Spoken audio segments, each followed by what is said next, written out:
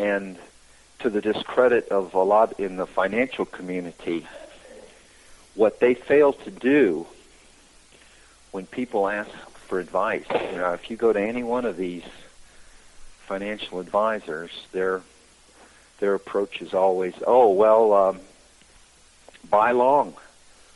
It's the greatest investment. The stock market's always been the greatest investment. This is a historical buying opportunity. Right. They've been saying that since Dow 13,000, Dow 12,000, Dow 11,000. Now Dow's 7,500? Well, 8,000, I think it is. Yeah, I think in 10 years we've not moved any. Yeah.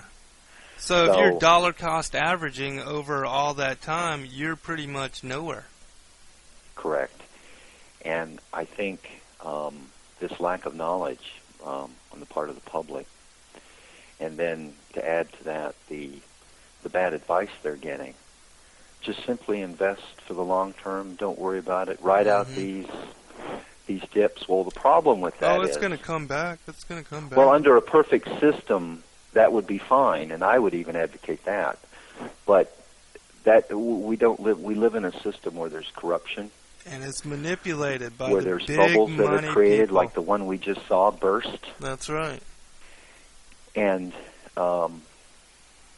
so it don't often work, and the financial institutions will not tell you what you and I are talking about today. Right. It's always the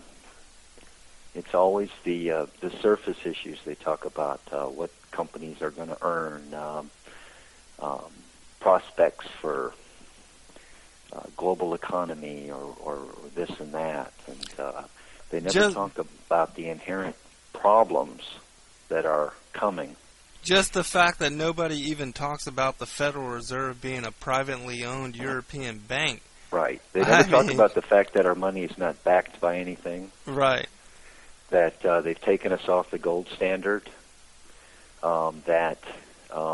That America as a nation is bankrupt. All they have to do Although is the cut dollar off our has credit. recovered some, that it's going to probably continue to lose value because they've advocated a weak dollar, our own government.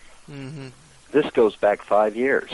I was reading in the paper where they were advocating a weak dollar, and that was for the purpose of bringing cheaper products into our country, to where the American people would have more to consume.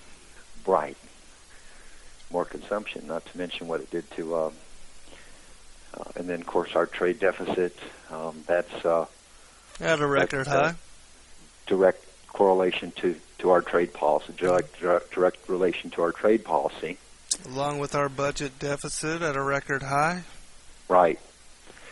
So there are problems that unless we can in the future get third-party candidates, or the people can wake up and realize that the two parties are essentially taking us down this same road. One takes us down there about 75 miles an hour, and the other one takes us down there about 50 miles an hour. But they always compromise and come to agreement on these bad policies.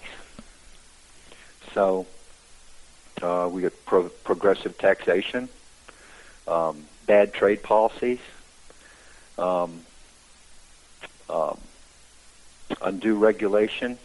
So as long as this stuff goes on, we're going to continue to spiral down. Yeah, we'll reap what we sow, huh?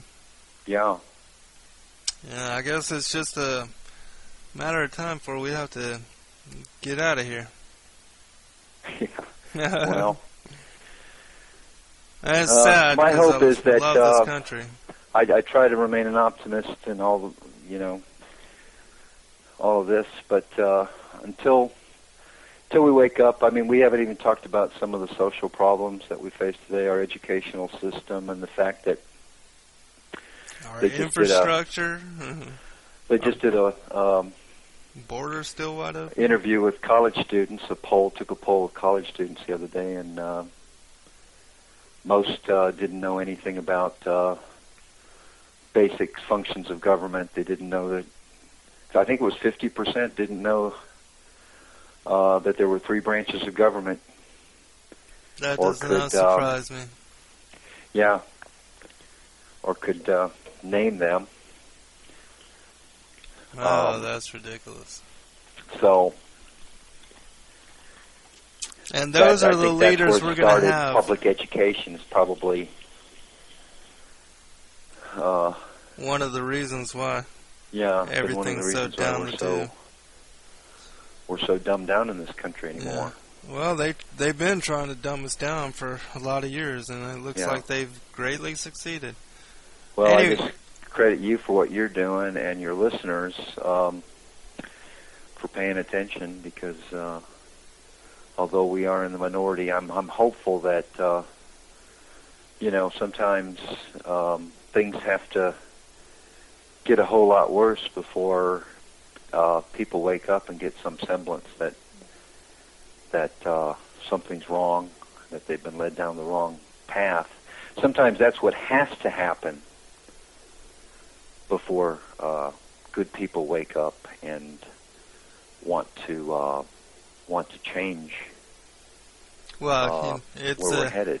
It's the same thing as during the time of Jeremiah, when he was warning the people about the coming of Babylon, and the temple going to be destroyed, and the people are going to be led off into captivity. I see we're very similar times. I've been sounding the warning. I've been telling the people, hey, get ready, because America's about to be destroyed, and we're going to be led off into captivity, and the temple's going to be desecrated, and it's the same kind of thing. And I keep warning people, sounding the warning, but that's history is just repeating itself. But we got about 2 minutes left, Pat. I just wanted to what do you think about, as far as let's say the market over the next couple months?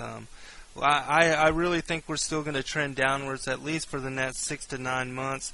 There's going to be rallies. I'm going to be shorting on those rallies, and I think things are going to continue to trend downwards for at least the next 6 to 9 months, while everybody still reevaluates what stocks are really worth and what assets are really worth, and all these banks, that what they're holding. And no, you're right. I think it's going to be a 1 step forward, 2 steps back, and every coming recession has some of these characteristics.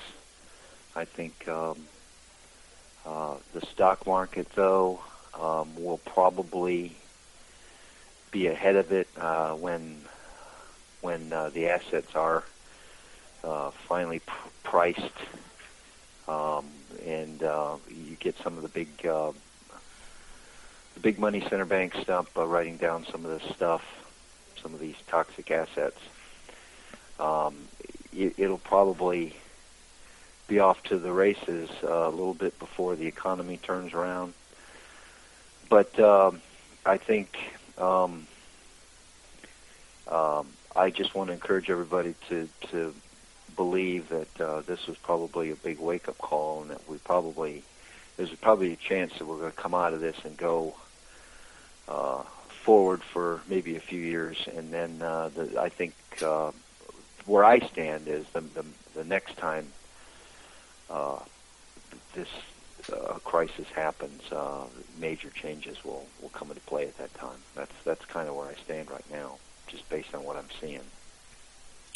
Well, I do appreciate your time, Pat, and I want to give thanks to you for being one of those family members that I can actually speak to about these issues, because the Lord knows it's lonely out here for the watchmen and for the people that are trying to wake up others. I just want to pray for this country, and Lord, I ask you to bless all of us, to keep us all safe, and to help us to come to awareness about these issues, and to come to understanding about what's going on in our government, with our leaders, and with our nation. And I pray for for peace and serenity and abundance and prosperity for all people, and for the children that are going to be born into this world.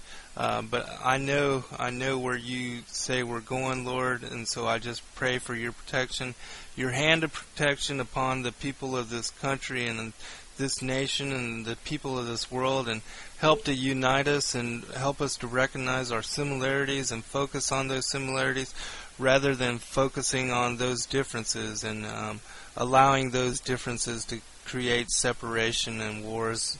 And they always divide us to rule us, and so I just pray that we can unify and force an effort and awareness to wake each other up and to make each other aware of all these things. And I just give thanks, Lord, in Yeshua Yahweh's name I pray. And I want to thank you, Pat, and I will talk to you soon. We'll touch base again probably next week sometime. Sounds wonderful, Pete. Well, may God continue to bless you and all your listeners. Thank you. Have a good one. You too. Bye-bye. Bye.